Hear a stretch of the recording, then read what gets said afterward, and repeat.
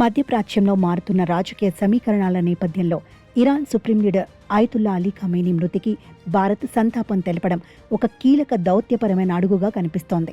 విదేశాంగ కార్యదర్శి విక్రమ్ మిస్త్రీ స్వయంగా ఇరాన్ రాయబారిని కలిసి సంతాప పుస్తకంలో సంతకం చేయటం ద్వారా ఇరాన్తో ఉన్న చారిత్రక వ్యూహాత్మక సంబంధాలకు భారత్ కట్టుబడి ఉందని స్పష్టం చేసింది. అయితే అమెరికా, ఇజ్రాయెల్ వైమానిక దాడుల తర్వాత ఖమేనీ మరణించడం, ఈ క్రమంలో భారత్ ఆ దాడులను నేరుగా ఖండించకపోవడం అంతర్జాతీయ వేదికపై ఆసక్తికర చర్చకు దారితీసింది.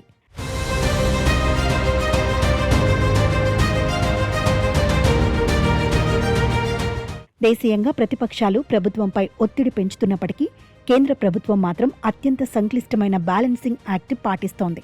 ఇటు ఇజ్రాయెల్తో ఉన్న రక్షణ సంబంధాలను, అటు ఇరాన్తో ఉన్న ఇంధన చాబహార్ పోర్ట్ వంటి వ్యూహాత్మక ప్రయోజనాలను కాపాడుకోవడమే లక్ష్యంగా భారత్ అడుగులు వేస్తోంది. ప్రధాని మోదీ సూచించినట్లుగా యుద్ధం దేనికి పరిష్కారం కాదని, కేవలం సంభాషణలు, దౌత్యం ద్వారానే శాంతి సాధ్యమని భారత్ గట్టిగా నమ్ముతోంది. ప్రస్తుత పరిస్థితుల్లో భారత్ తన దౌత్య వ్యూహాన్ని మరింత పదును పెట్టాల్సిన అవసరం ఉంది.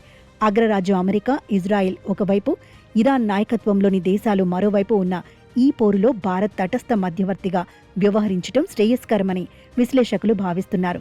ఇరాన్లో నాయకత్వ మార్పు సంభవిస్తున్న ఈ తరుణంలో అక్కడి కొత్త ప్రభుత్వంతో వెంటనే సంబంధాలను పునరుద్ధరించుకోవాల్సిన అవసరం కూడా ఉంటుంది. చాబహార్ ఓడరేవు ప్రాజెక్టు మందగించకుండా చూడటం ద్వారా మధ్య ఆసియాకు మనకున్న రవాణా మార్గాన్ని సురక్షితం చేసుకోవాలి.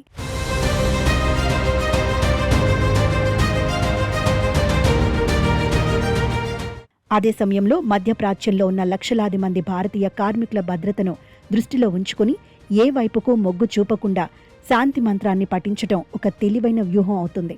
అంతర్జాతీయ చమురు ధరలు పెరగకుండా ఉండాలంటే ఇరాన్ పరిసర ప్రాంతాల్లో స్థిరత్వం భారత్కు అత్యంత కీలకం. అందుకే భారత్ తన స్ట్రాటజిక్ అటానమీని కాపాడుకుంటూనే అన్ని పక్షాలతో చర్చలు జరపాలి. భవిష్యత్తులో భారత్ ప్రపంచ వేదికపై ఒక శక్తివంతమైన శాంతిదూతగా ఎదగాలంటే మధ్యప్రాచ్య సంక్షోభంలో క్రియాశీలక పాత్ర పోషించాల్సిన అవసరం కూడా ఉంది. కేవలం సంతాప సందేశాలకే పరిమితం కాకుండా ఇటు అరబ్ దేశాలు, అటు ఇజ్రాయెల్, ఇరాన్ మధ్య ఉన్న విభేదాలను తగ్గించేందుకు ఉన్నత స్థాయి దౌత్య చర్చలు ప్రారంభించాలి.